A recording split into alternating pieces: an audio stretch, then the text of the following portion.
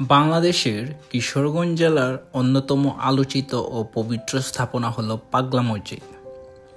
শুধু ধর্মীয় দৃষ্টিকোণ থেকেই নয়, এর ইতিহাস ও অলৌকিকতার গল্পও একে করেছে অনন্য।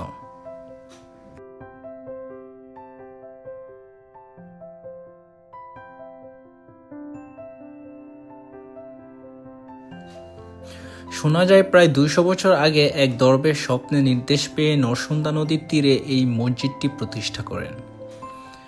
সেই দরবেশ ছিলেন এক আধ্যাত্মিক ব্যক্তিত্ব, যিনি পরম বিশ্বাস নিয়ে এখানে ইবাদত করতেন। সময়ের সাথে সাথে মসজিদটির সংস্কার ও সম্প্রসারণ করা হয়েছে, তবে এর আধ্যাত্মিক ভাব এখনও অটুট রয়েছে।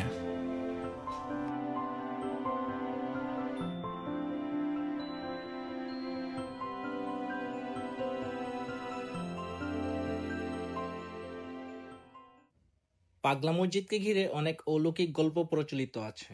বলা হয় এখানে যে কোনো দান খয়রাত করলে তা বিশেষ বরকতময় হয়।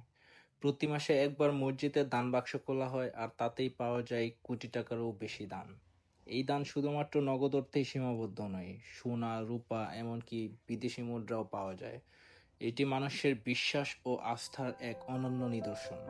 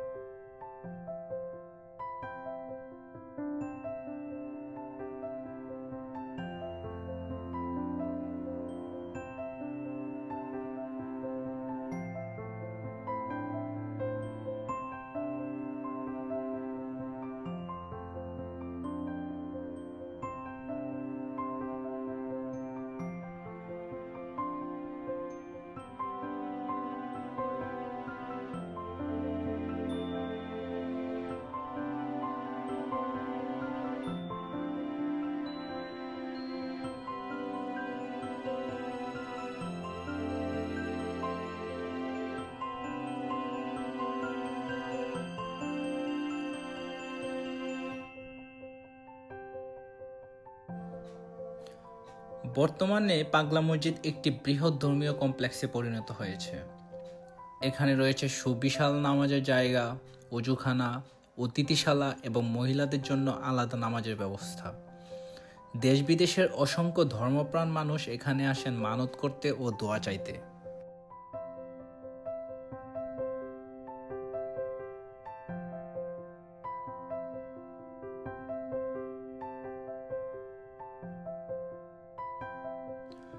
পাগলা মসজিদ সম্পর্কে আরো বিশদ জানতে আমরা কথা বলেছিলাম স্থানীয় একজনের সঙ্গে।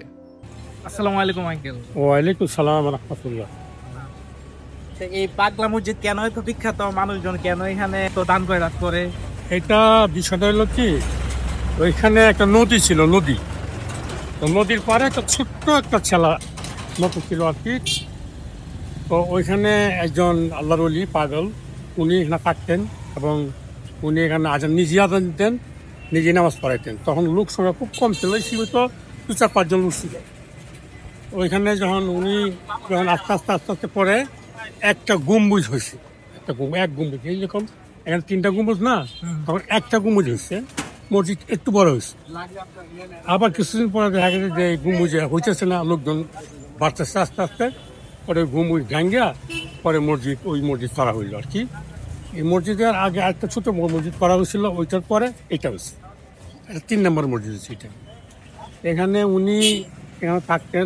আমি যেটুকু শুনছি আর কি, উনি অরিজিনালি ছিলেন হযরত খাজা মঈনুদ্দিন চিশতি রাহমাতুল্লাহি আলাইহির ছেলের ঘরে না। উনি এখানে আসছেন, উনি আসার পরে সাহেববাড়ি দেওয়ানবাড়ি ছিল, ওই দেওয়ানবাড়ির দিবি সাহেব, উনি খুব আল্লাহ ভক্ত ছিলেন। উনারে স্বপ্নে দেখাইছে যে আমার এক পাগল আছে, তুমি একটু খেয়াল রেখো। উনি আইসা উনার মানে এই যা যা করার উনি করেছে। কিন্তু মূলত জায়গাটা হলো পুরাটাই সাহেববাড়ি। এই পাগলের জন্যই কি তাহলে এই মসজিদের নামকরণ করা হয়েছে পাগলা মসজিদ? পাগলা মসজিদ ওই পাগলের জন্যই, আল্লাহর পাগল ছিল, উনি বিয়ে শাদী করেন নাই, ওই পরে উনার ওই মসজিদের নাম পড়ছে পাগলা মসজিদ। আচ্ছা, আরেকটা প্রশ্ন, যে মানুষজন এখানে এত দান খয়রাত করে, মানে বাংলাদেশে তো এটা বিরল। দান খয়রাতটা করে বিষয় হইলো, এখানে যে যেটা মানত করে আল্লাহ তাআলা ইমানটা কবুল করে। হ্যাঁ, এখানে একটা কথা বলে না যে, যেমন আজমিরিতে আছে আপনার খাজা মাইনুদ্দিন চিশতি রহমাতুল্লাহ আলাইহ, উনি হলো ওনার দাদা। ওইখানে গেলে বলে না একটা কথা যে, কেউ ফিরে না খালি হাতে খাজা বাবার দরবারে।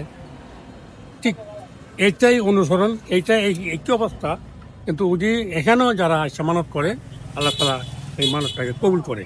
যার ফলে এত প্রশ্ন আপনি 2 মাস 3 মাস পর পরে দেখতে আছেন ফেসবুকে, হ্যাঁ 5 কোটি 7 কোটি টাকা হয় অনেক টাকা। এই এই এই অবস্থায়। আচ্ছা ঠিক আছে আঙ্কেল, আপনাকে অনেক ধন্যবাদ, অনেক ইনফরমেশন দিলেন এই মসজিদ সম্পর্কে।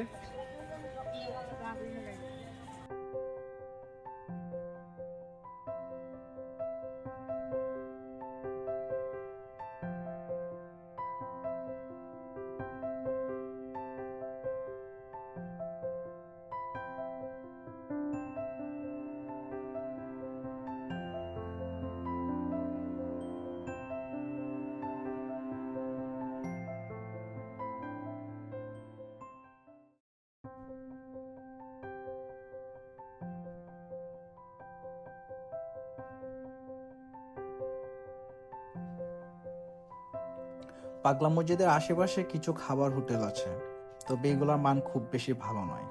সাধারণত এখানে স্থানীয় ছোট খাবার দোকান এবং হোটেল পাওয়া যায়, যেখানে ভাত, মাছ, মাংস, ডাল, পরোটা, চা ইত্যাদি পরিবেশন করা হয়। বেশিরভাগ খাবার দোকানই সাধারণ মানের, যেখানে খাবারের স্বাদ মাঝারি পর্যায়ের হয়। পরিষ্কার পরিচ্ছন্নতার দিক থেকে কিছু হোটেল ভালো হলেও অনেক জায়গায় যথাযথ স্বাস্থ্যবিধি মানা হয় না। স্থানীয়রা সাধারণত এই হোটেলগুলোতেই খেতে অভ্যস্ত, কিন্তু ভ্রমণকারীদের জন্য এটি কিছুটা অসন্তোষজনক হতে পারে। যদি কেউ ভালো মানের খাবার খেতে চান, তাহলে কিশোরগঞ্জ শহরের দিকে ভালো রেস্টুরেন্ট খুঁজে নিতে পারেন। যারা এখানকার খাবার খেতে চান, তাদের উচিত পরিষ্কার পরিচ্ছন্ন হোটেল বেছে নিয়ে খাবারের দিকে নজর দেওয়া। যদি সম্ভব হয়, সাথে হালকা শুকনো খাবার বা নিজের পছন্দের কিছু নিয়ে আসা ভালো হতে পারে।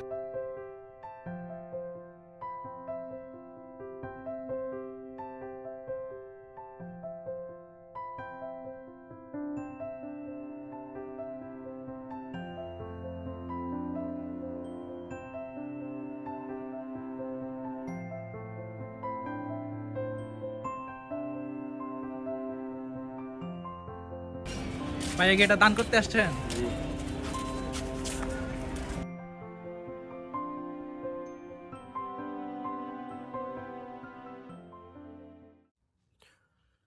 পাগলা মসজিদ শুধু একটি ধর্মীয় স্থাপনা নয়, এটি মুসল্লিদের জন্য এক বিশাল ইবাদতের কেন্দ্র। মসজিদের অভ্যন্তরীণ কাঠামো বেশ প্রশস্ত ও সুসজ্জিত, যা প্রতিদিন হাজারো মানুষের নামাজ আদায়ের সুযোগ করে দেয়। পুরুষ ও মহিলাদের আলাদা নামাজের ব্যবস্থা। এখানে পুরুষদের জন্য প্রধান অংশ এবং মহিলাদের জন্য পৃথক নামাজের জায়গা রয়েছে, যা তাদের জন্য বিশেষ সুবিধাজনক। নামাজের সময় আরামদায়ক পরিবেশ নিশ্চিত করতে কিছু অংশে ফ্যান ও শীতাতপ নিয়ন্ত্রিত ব্যবস্থা রাখা হয়েছে।